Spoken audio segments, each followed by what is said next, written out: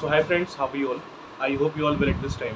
So guys, आज का video होने वाला है एक बहुत ही इंटरेस्टिंग टॉपिक के ऊपर, और टॉपिक है एक नया एनएफओ।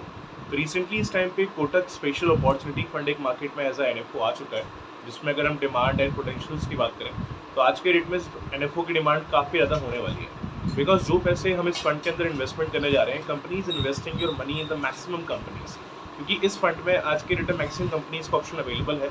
और कोई भी आदमी, जो कोई भी नया इन्वेस्टर इन्वेस्टमेंट करने के पहले ये सोचता है किसी भी एसआईपी के अंदर कि उसके अंदर कंपनी के ऑप्शन बहुत ज़्यादा हो, क्योंकि जितने ज़्यादा कंपनी के ऑप्शन रहते हैं कल के डेट में आप उतना रिस्क भी डाइवर्सिफाई कर पाते हैं। अगर मान लो किसी कंपनी में ऑप्शन है सिर्फ 50 कंपनी के, तो कल के डेट में अगर आपके पैसे जब मैनेज किए जाएंगे 50 कंपनी के अंदर मैनेज किए जाएंगे। अगर मान लो कहीं पे कंपनी का ऑप्शन है 250 300, तो वो ज़्यादा है 50 कंपेरेटिवली। मतलब कल की डेट में अगर मान लो बाई चांस अगर मार्केट कोई कंपनी के स्टॉक परफॉर्म अगर नहीं कर रहे हैं ज़्यादातर कंपनीज़ के, तो कुछ कंपनी के स्टॉक होंगे जहाँ से आपका जो रिटर्न है वो रिकवर हो जाएगा। Getting point? तो इसमें मेन चीज़ सबसे इंपॉर्टेंट ये है कि जो हम पैसे इस फंड में लगाने जा रहे हैं, यहाँ पे मैक्सिमम कंपनी के ऑप्शन अवेलेबल है और टॉप कंपनीज है जहाँ पर आपके आज के डेट में पैसा लगाया जा रहा है। तो इस वीडियो को शुरू करते हैं और अंडरस्टैंड करते हैं कि क्या फंड है, किस तरीके से आपके लिए काम करने वाला है। सबसे पहले अगर हम इस एनएफओ की अगर स्टार्टिंग डेट की बात करें, इसका स्टार्टिंग डेट है 10 जून का, मतलब 10 जून से लेकर के आप इसको 24 जून तक एज ए एनएफओ अप्लाई कर पाएंगे। ये इसके एनएफओ की डेट है। अगर हम इसके प्राइस की बात करें कि इस समय कितना इसका एनएवी का प्राइस चल रहा है, तो एनएवी का प्राइस है 10 रुपीज़ का।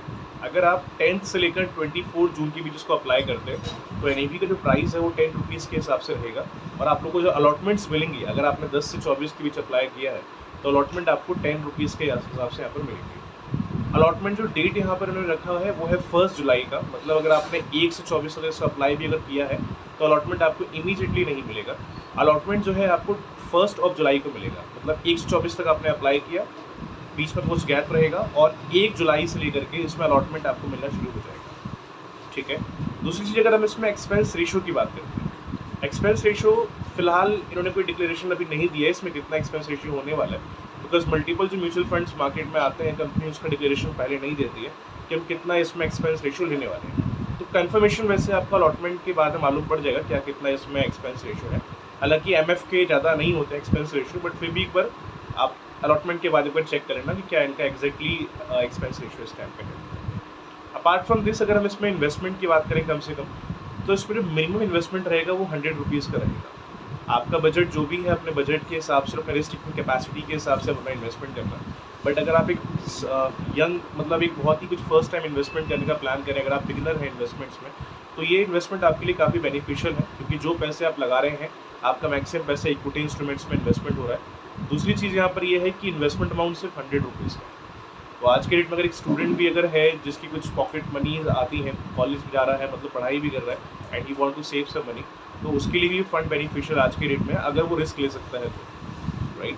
क्योंकि इसमें 100 रुपीज़ का इन्वेस्टमेंट है। अगर आप एक एसआईपी भी अगर ओपन करते हैं मंथली 100 रुपीज़ के हिसाब से, तो लगभग साल के 1200 रुपये होते हैं। और आज के डेट में इतना अगर कोई भी अगर सेव करना चाहे तो ईजिली कर सकते हैं। मतलब ट्रायल बेस के लिए, स्टार्टिंग के लिए ये फंड आपके लिए बेनिफिशियल हो सकता है, क्योंकि एक अच्छा ऑप्शन है। इक्विटी का रेशियो ज़्यादा है तो रिटर्न तो अच्छा बन सकता है आपका यहाँ पे, प्लस एक छोटा सा अमाउंट है तो थोड़ा सा आपके लिए पे करना हर महीने ईजी रहेगा। क्लियर है? अपार्ट फ्रॉम दिस, अगर हम इसमें बात करें कि टैक्सेस क्या लगेंगे इसके अंदर, तो टैक्सेस एप्लीकेबल इसमें सेम है जो म्यूचुअल फंड के अंदर एप्लीकेबल होते हैं। इसमें एलटीसीजी भी है, एसटीसीजी भी है। मतलब इसमें long term capital gain tax है। अगर मान लो आपका प्रॉफिट अगर एक फाइनेंशियल ईयर में अगर 1 लाख से अगर ऊपर चला जाता है, ठीक है, तो आपको वहाँ पे एलटीसीजी पे करना पड़ता है, विच इज़ 10%। ठीक है। एसटीसीजी जो रहता है इसमें 15% का रहता है। अगर आप पैसे अपने 1 साल के अंदर अगर विड्रॉ करते हैं तो 15% का एसटीसीजी टैक्स पे करना पड़ता है, और लॉन्ग टर्म में पैसे विड्रॉ करते हैं तो 10% का एलटीसीजी पे करना पड़ता है। इसमें भी क्राइटेरियाज हैं, एक बार आप टैक्स बेनिफिट को एक बार अंडरस्टैंड करना।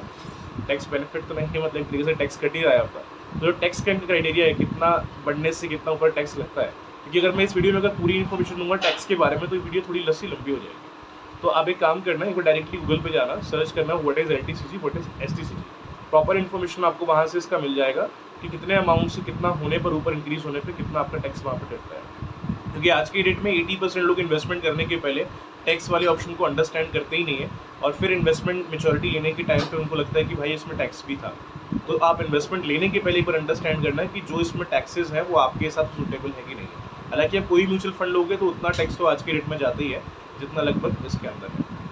एंड सबसे इंपॉर्टेंट चीज़ आज की डेट में इसमें ये है कि हमें इस फंड में इस टाइम पे इन्वेस्टमेंट करना चाहिए कि नहीं। गाइस देखिए, सबसे पहले अगर आप इस फंड में इन्वेस्टमेंट करने का प्लान करें तो पहले तो आप ये अंडरस्टैंड करो कि जितना इसमें रिस्क है उतना रिस्क ले सकते हैं। जैसे कि मैं हर वीडियोस में कहता हूँ, जो मार्केट लिंक प्लान के बारे में इन्फॉर्मेशन में देता हूँ आप लोगों को, मैं हर किसी से कहता हूँ, अगर आप कुछ फर्स्ट टाइम इन्वेस्ट कर रहे हैं मार्केट के अंदर, या आप पहले कर चुके हैं, आपकी सेकंड इन्वेस्टमेंट है, थर्ड इन्वेस्टमेंट है, but subject to market risk है, तो इन्वेस्टमेंट करने के पहले आप ये अंडरस्टैंड जरूर करना है कि जो फंड आप परचेज कर रहे हैं, जितना उसमें रिस्क अवेलेबल है उतना आप रिस्क ले सकते हैं कि नहीं, क्योंकि इसमें रिटर्न का चांस वेरी हाई होने वाला है। बिकॉज जो इस कैटेगरी के फंड और कंपनीज लेके आ चुकी हैं, जैसे हम एग्जांपल अगर मल्टीपल कंपनीज के लें तो उनके रिटर्न्स काफ़ी अच्छे आए हैं इस फंड के, इस कैटेगरी के अंदर। लेकिन अगर आप इस कैटेगरी में अगर इन्वेस्टमेंट कर रहे हैं 10 रुपीज़ के हिसाब से, रिटर्न का चांस काफ़ी अच्छा खासा यहाँ से हो सकता है, लेकिन रिस्क भी उतना हाई लेवल का रहेगा। तो इसके अंदर रिस्क है वेरी हाई। तो इन्वेस्टमेंट करने के पहले आप इतना अंडरस्टैंड करना है कि कितने अमाउंट पर आप रिस्क ले सकते हैं। अगर आपको लगता है कि हाँ मेरे लिए 100 रुपीज़ ठीक है मंथली का, मैं इस पर आराम से रिस्क ले सकता हूँ जितना इसमें रिस्क अवेलेबल है, तो आप फिर इस फंड में जा सकते हैं, ये आपके लिए बेस्ट हो सकता है। कोई रिकमेंडेशन वीडियो नहीं है, बट फिर भी एक बार अपने एंड से एक बार आप गो थ्रू करना। दो चीज़ें एक बार गो थ्रू करना प्रॉपर्ली, अपना टैक्स से बताया मैंने, जो टैक्स का ऑप्शन बताया है, बट LTCG STCG का एक बार उसको अंडरस्टैंड करना।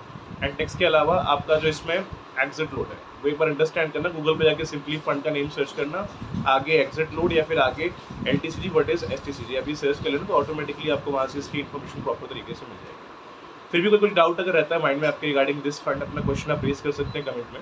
आई try to give the answer as soon as possible. मिलते हैं गाइस इस वीडियो के अंदर, तब तक के लिए।